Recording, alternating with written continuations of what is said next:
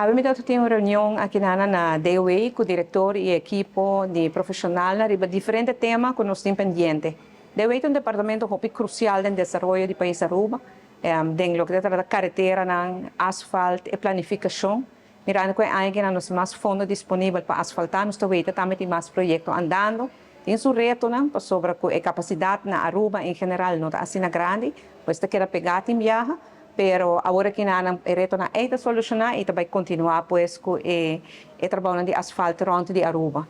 Também aqui com a necessidade com a carretera na mais frequentar, não tem mais tempo tá guardando, também quanto cas tem no vecindário que tem diferentes critérios que agora mirar e da repartir o trabalho dentro do distrito rond de Aruba. Então é algo importante, mas precisa também que trabalho na dilante em hotel, na high-rise hotels também começar. Vai começar agora aqui não, que o trabalho aqui está andando. So para pedir o tema de RWZI, não somente RWZI, mas a planta, não, sino na Bubali Place, sino também o que tem na Barquita Boss, na Zeeweg, o reto não que tem com essa aqui, e a importância e urgência que tem para privatizar essa aqui não.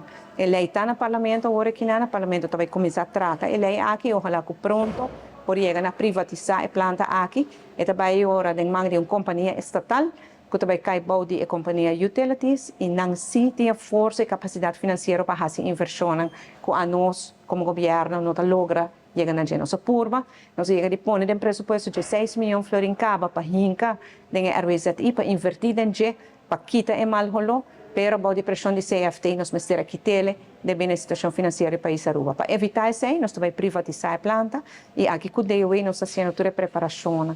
A parte disso, também o desenvolvimento de Aruba em geral, nós tocamos todo o tema relevante e importante que o DOE tem Ministério de Sustento do Governo para cumprir com isso. É uma boa reunião.